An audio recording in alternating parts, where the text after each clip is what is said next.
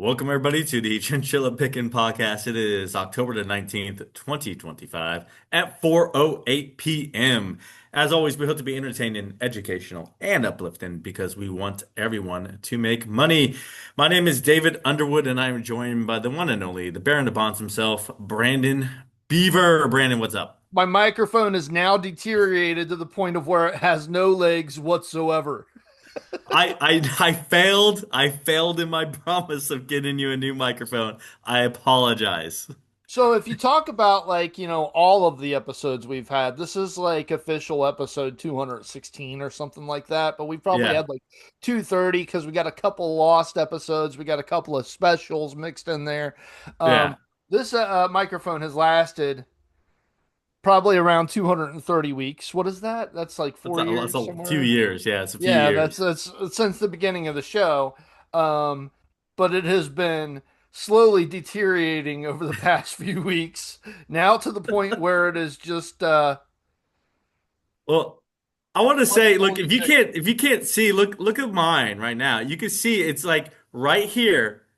This is where my lovely daughter, who I love with all my heart, has dropped it multiple times, and that's a dent in my microphone. And it still works. It gets loose from time to time, and I gotta tighten it because she dropped it as well there. Yes, microphones do wear out and So break. I thought yours was like one of those professional mics. Some of those have like a purposeful dent in them for Yeah, audio well, quality. But that's what I'm gonna say going forward. But no, this was done. This was dropped. This was dropped and dented. So yeah. oh man.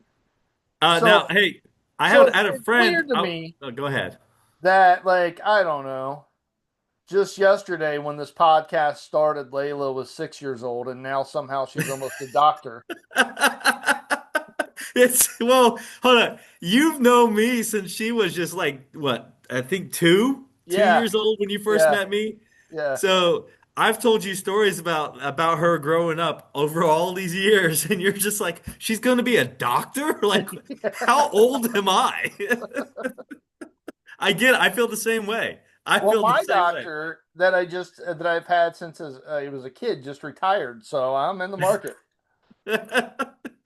Yeah, she's going to be a neurologist, so maybe you might need one. Who knows? Yeah, I could use one of those every day. Yeah, hey, by the way, I was told by a friend right before we got on camera here to have fun. So Okay, we have to have fun now. yeah. I I don't could know. have used a neurologist when I was diving deep into the Chinese stocks a few years ago. You They could could have, have helped dude. me. You went way deep. I thought you were about to move to Shanghai.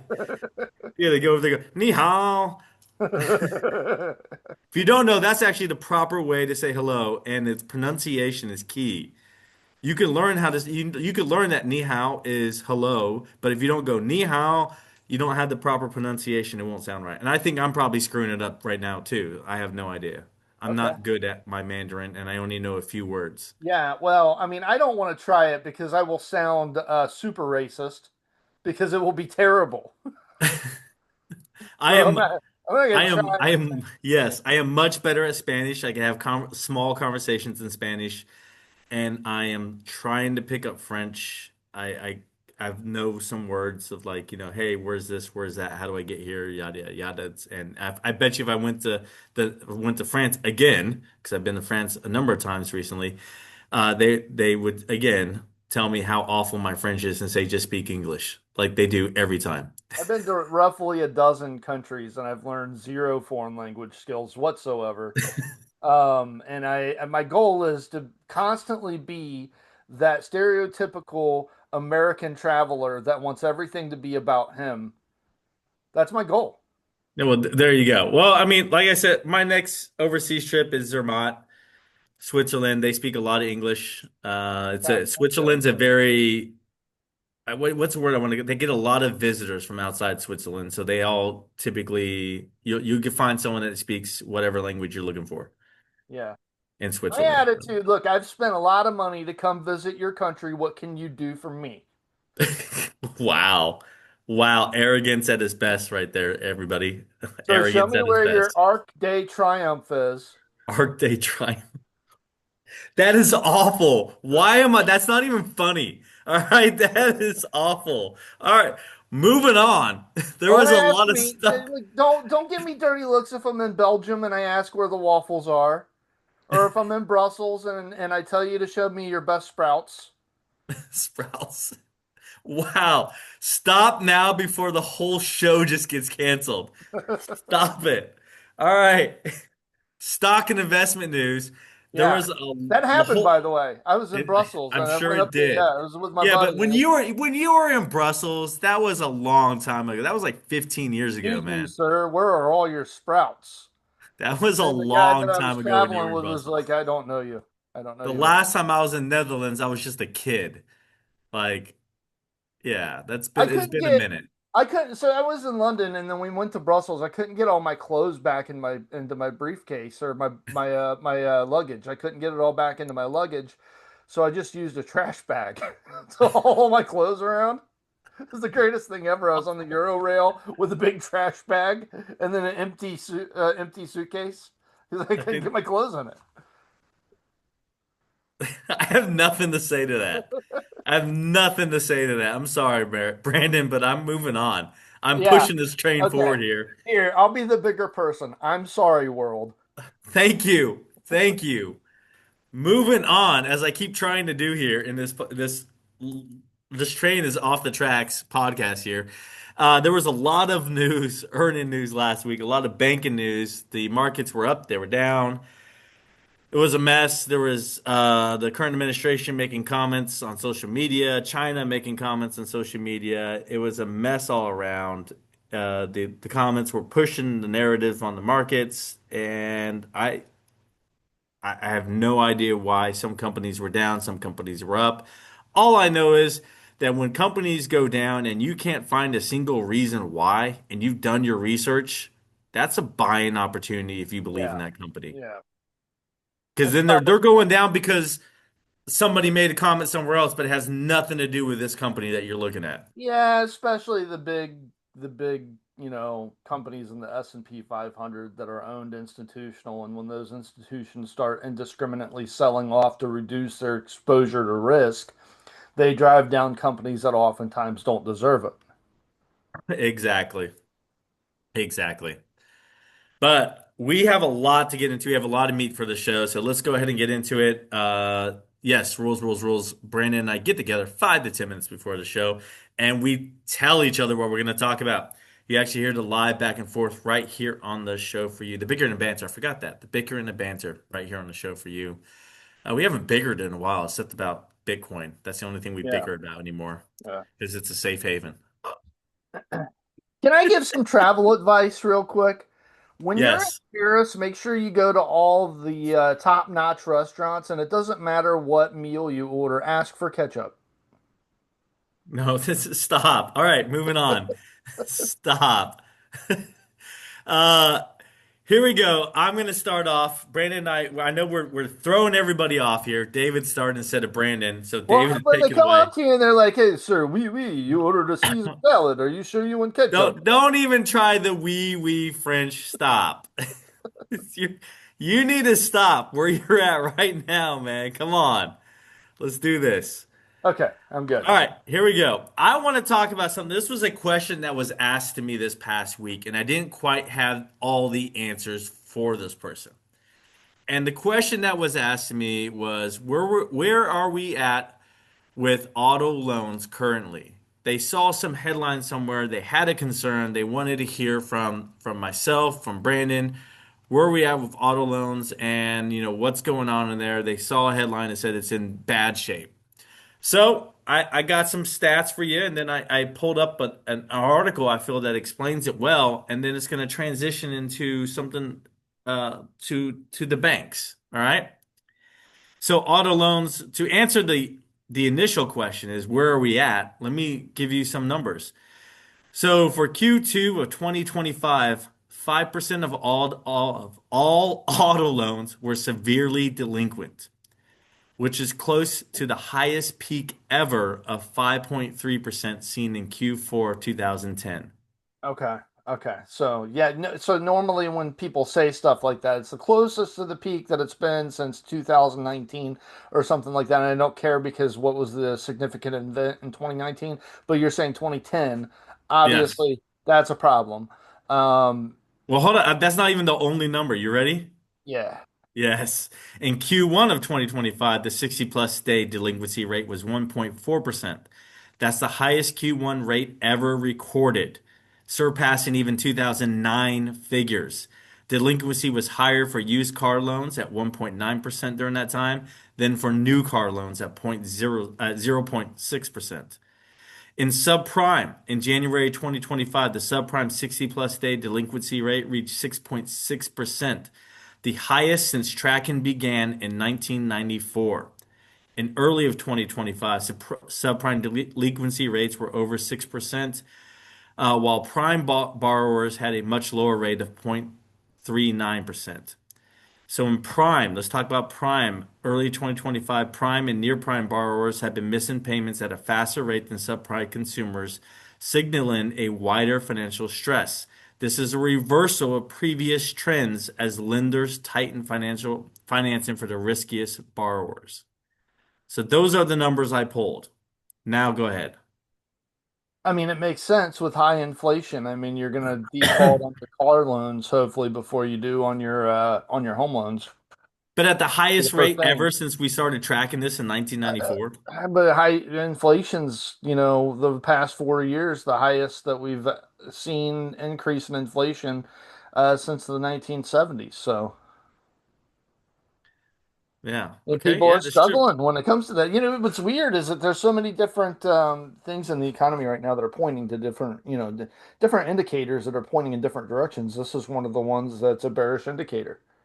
It's a very bearish Yeah, indicator, and you see a lot of job cuts going on recently, and a lot of companies are saying that these job cuts are due to consolidation or AI, and a lot of them are due to AI and consolidation. absolutely. And AI is taking a lot of jobs away. And after, I mean, we're going to see a cycle of AI take jobs, but then eventually we're going to see on the other end is AI create some jobs. Yes, absolutely. Because it'll be a But new cycle. Yeah, But there's going to be a space in between where these people who lost their jobs don't have a job. it's going to be painful. And But and I But go I tell ahead. you what shows me, like to me, that shows me this is the impact of artificial intelligence is the fact that corporate profitability across the board is up. Yes. Efficiency is getting better. Earnings, 86% of the companies that have reported in the S&P 500 so far this quarter have beat expectations. Revenue's up 6.6% on Yeah, average for the efficiency S&P among 500. companies. Yeah, It's efficiency among artificial companies. intelligence, but we're seeing the weaker labor market. There's upsides to that too, though. It's disinflationary. It's helping to keep a lid on inflation, and it's probably the only reason why the Federal Reserve was able to raise interest rates back in September. Well, you mean lower interest rates? Lower them. That's what I meant to Yes. say. Yes. So let me talk about specifically inflation and auto market and auto loans because that was the question, right?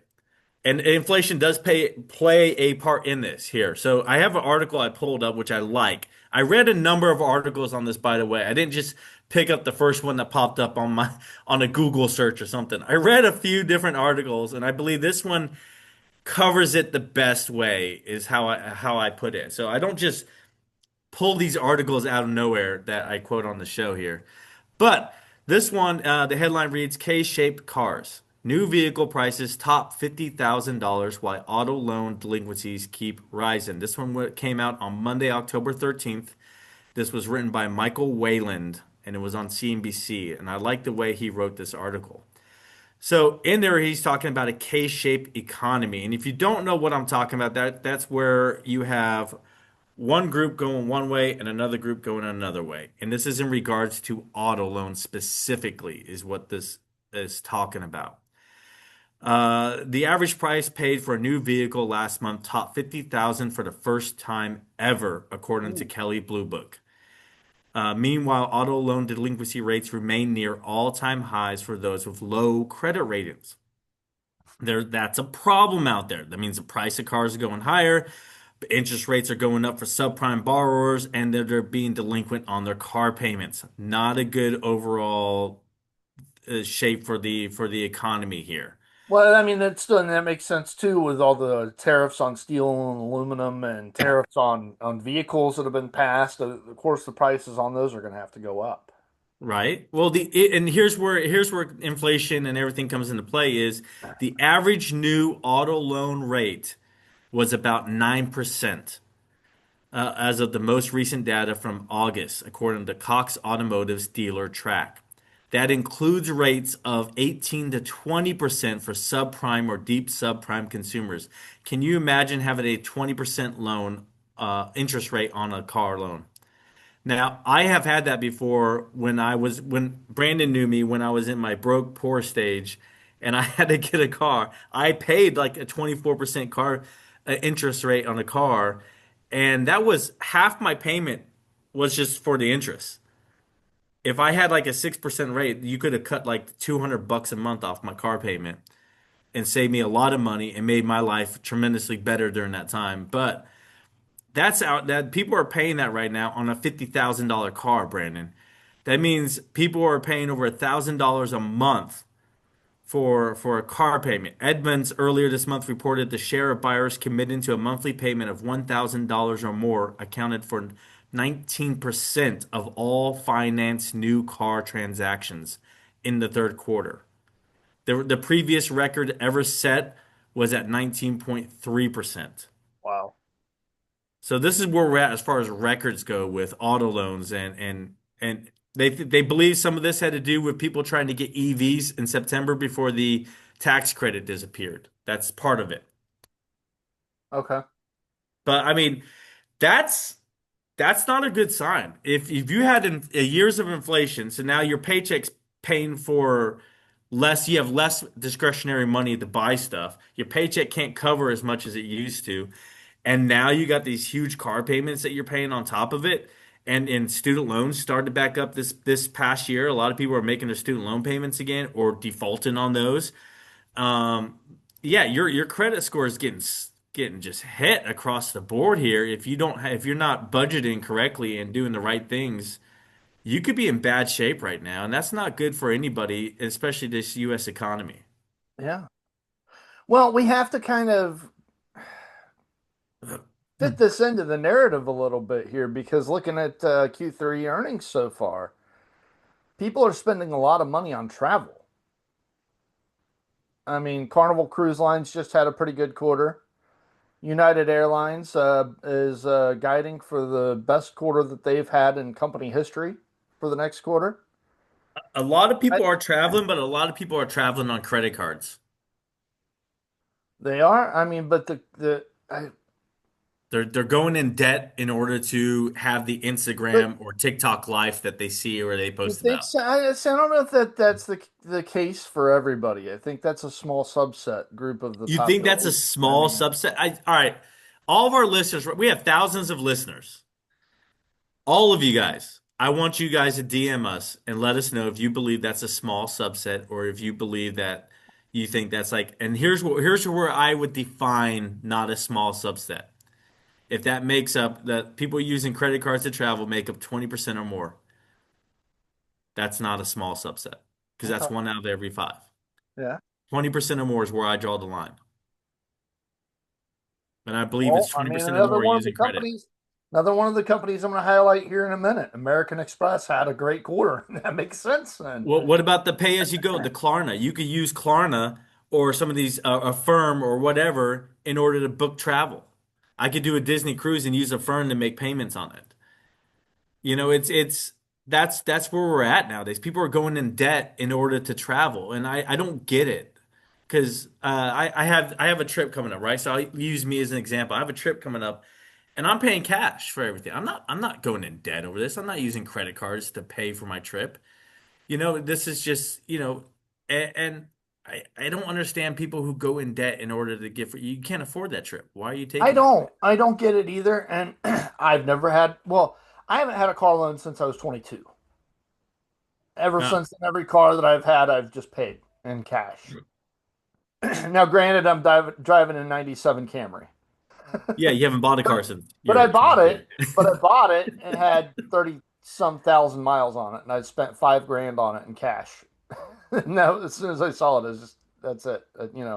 Right? Um, but no, I couldn't imagine doing it for debt either. The weirder thing about it, though, is that people are not doing this for consumer discretionary items, the everyday items. Groceries.